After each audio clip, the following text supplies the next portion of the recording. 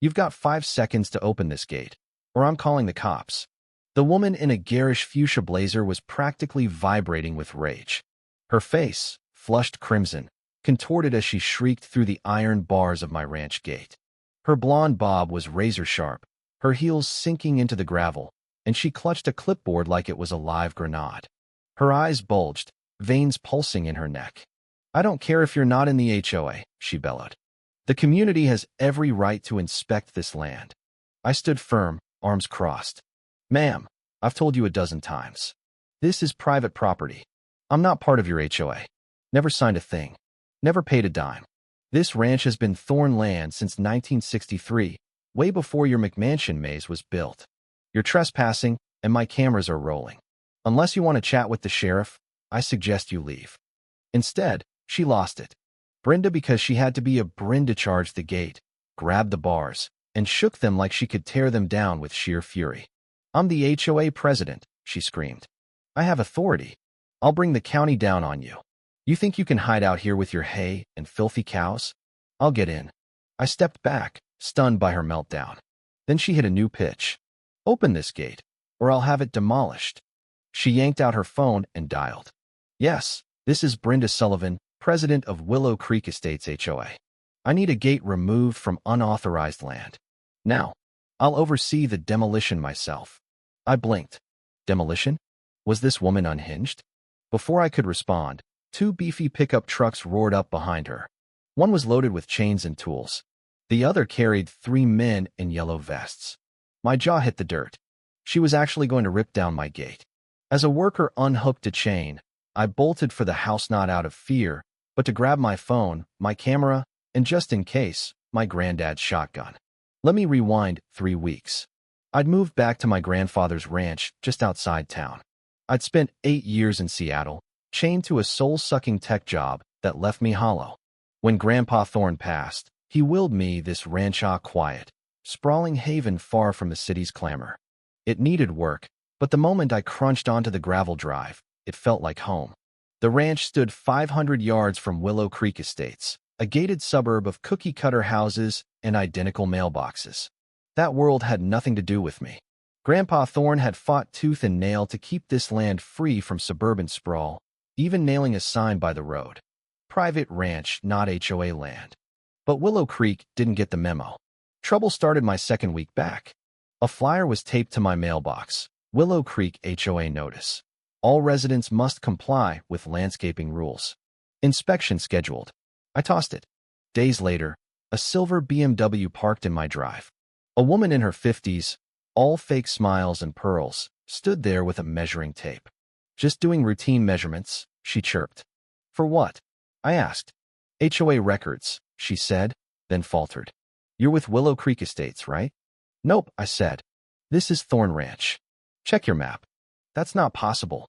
Your land borders Willow Creek." "Technically, no," I cut in. "You're on private property.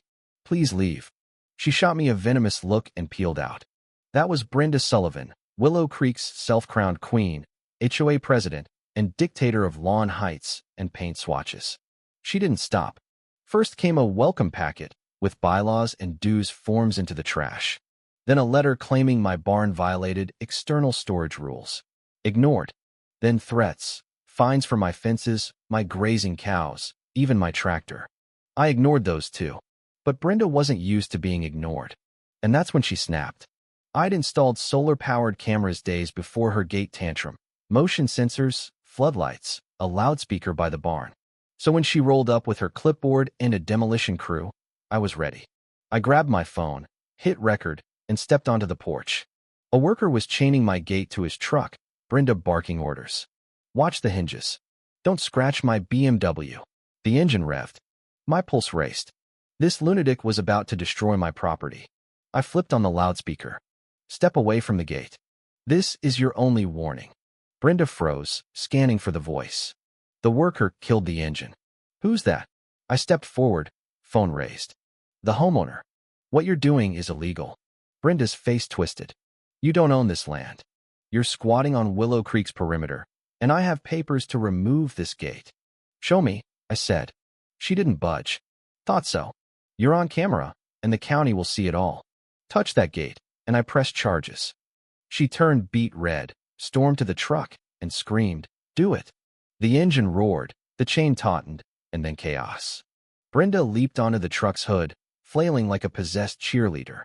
The driver slammed the brakes. She pointed past me, shrieking, "We'll take this whole ranch." I turned, and my heart stopped. A sheriff's car, lights flashing, was pulling up. Sheriff Brody stepped out, boots grinding gravel, his weathered face unreadable behind mirrored shades. Brenda slid off the hood, smoothing her blazer like she hadn't just lost her mind. The workers backed off, nervous. "What's going on here?" Brody asked, his voice low but firm. Brenda plastered on a smile. "Sheriff, thank goodness. This man's blocking Willow Creek's access to our perimeter trails. As HOA president, I'm enforcing authorized adjustments. This gate's illegal." I started to speak, but Brody raised a hand. He inspected the chain, the tire tracks, then pulled a folder from his car. "MS. Sullivan," he said, "I just left the county office. This ranch belongs to Marcus Thorne, deeded in 1963. No shared boundary, no easement, and definitely no HOA jurisdiction." He flipped open the folder, showing stamped deeds. "I pulled these after 3 complaints from Mr. Thorne about trespassing and harassment. Your HOA has no claim here." Brenda's jaw dropped. "But I was told." "By whom?" Brody pressed. She stammered. "You ordered contractors to damage private property," he continued. "That's criminal mischief. Maybe a felony." Brenda backed up, heels wobbling. Brody turned to me. "Press charges, Mr. Thorne." I looked at her, this petty tyrant, crumbling. "Not today," I said. "But if she steps foot here again, I will." Brody nodded. "You heard him, MS. Sullivan. Leave." She fled to her BMW, slamming the door, her crew trailing like scolded dogs. Brody lingered. "Get a taller fence, Marcus. These HOA types think they own the world." I thanked him, but the victory felt hollow. For a few days, the ranch was quiet. I fixed the chicken coop, patched a water line, painted the barn Grandpa Thorne's favorite green. I planted lavender along the fence for Grandma Rose. No flyers, no Brenda. Then, a soft knock. A lanky teen, maybe 17, stood there, fidgeting. "I'm Kevin," he said. "I live in Willow Creek. My mom's the HOA president." I tensed. "Brenda's your mom?" He nodded, sheepish. "I'm sorry about her. She's been a mess since Dad left. Willow Creek's her obsession, controlling it, perfecting it. Your ranch, all wild and free, freaks her out. She thinks it'll tank property values." "That's no excuse," I said. "I know," he replied. "She's not evil, just lost." I softened. Lemonade. We sat on the porch, Kevin venting about Willow Creek's rules. His skateboard ramp got a fine. A neighbor was cited for the wrong flowers. It sounded like a dystopia. He left, and I thought the storm had passed. Then I found a note under my gate. "You won the first round, but the HOA has lawyers, power, and county friends. You can't hide forever." And signed, but Brenda's venom was unmistakable. I pocketed it and headed to the barn, then froze. Across my backfield, near Willow Creek's trail, workers were planting orange flags. One drove a stake into my soil. They were back. And this time, they wanted the whole ranch. I stormed across the field, wind tossing dust and lavender. "Hey," I yelled. A worker in sunglasses kept hammering stakes. "You're on private property." "Who authorized this?" He shrugged. "Willow Creek HOA. We're prepping for a new perimeter fence." I yanked a stake out. "This is my land. I've got deeds proving it." He nodded to a black SUV. Brenda stepped out, cool as ice, holding a folder. "Mr. Thorne," she cooed. "We're just updating fencing. For safety. This isn't your land." I snapped. Her smile didn't waver. "It is now?" The zoning office redrew boundaries for Willow Creek's expansion. "Board approved last week." My stomach sank. "That's illegal." "Check with the county," she taunted. "Or a lawyer." "Oh, wait. You don't have one, do you?" I pointed at the workers. "Get out." She smirked. "Interfere, and I'll file an injunction." "Times change, Marcus." I turned away, shaking, and drove to the county office. There, a clerk named Gary showed me a new map, with Willow Creek's boundary swallowing my field. "Redraw filed last month," he said. HOA claimed outdated maps. I demanded the paperwork. Hours later, I found it. A letter with my forged signature, agreeing to donate 40 feet of my land for community beautification. Brenda's sloppy forgery was clear. I called an old college friend, Alex Ramirez, a lawyer who owed me for bailing him out of a tax mess. He scanned the papers. Obvious fraud, he said. Let's file a challenge and get a restraining order. The next day, my fence was slashed, wire cutters left in a gaping hole. My cameras caught Brenda at 3:42 a.m., hooded, snipping away, humming gleefully. I sent the footage to Alex. Then a black SUV rolled up. 2 men in suits stepped out. Mr. Thorne, I'm Walter Finch, representing Willow Creek and MS. Sullivan, the taller one said. I didn't shake his hand. You're trespassing. He smirked. Per new boundary filings. And your agreement. The forged one. I shot back. The shorter man chimed in. Our client has verbal consent.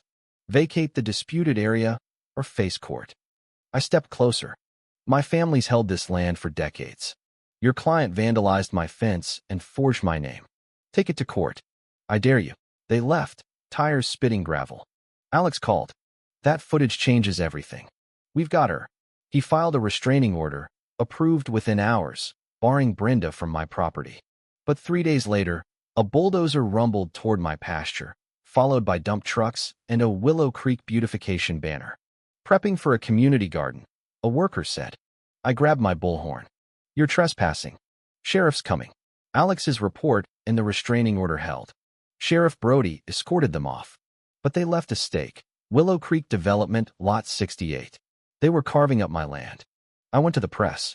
Local reporter Sarah Chun aired my story, Rancher versus HOA, Forgery and Bulldozers. It went viral. Then code enforcement arrived, citing non-compliant structures and livestock runoff, fining me $14,500. Brenda had weaponized the county. Kevin showed up, trembling. Mom's got files on your family, zoning maps, everything. She thinks this ranch is hers. He handed me a USB drive, Brenda's audio recordings, plotting to break me. Alex filed a lawsuit, harassment, forgery, fraud. Sarah's updated headline, HOA president caught plotting land grab, sparked outrage. Brenda violated the restraining order, caught measuring my fence at midnight. Sheriff Brody cuffed her, her screams echoing. A county notice arrived, land rezoning hearing in 3 days. Someone in the county was still in her pocket.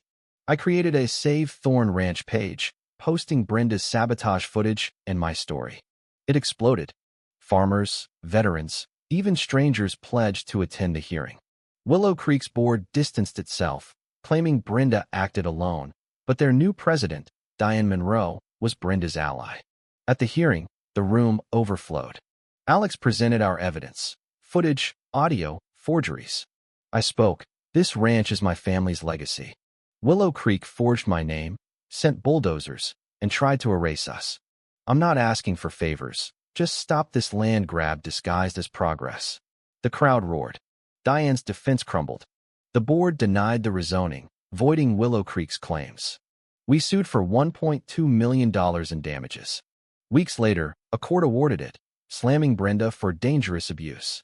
Willow Creek's board collapsed, Diane resigned, and the HOA faced audits. 3 weeks of peace followed. I expanded the ranch, buying 10 acres to block Willow Creek forever. Neighbors rebuilt my fence, sent pies, and hung, "We stand with Marcus" signs. But one morning, Alex called. A zoning officer's suing for defamation, claiming you ruined him. I smirked. The guy who signed Brenda's fakes? We fought back.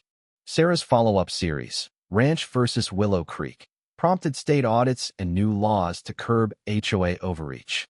A whistleblower leaked emails proving Brenda's collusion. The countersuit died. Our case soared.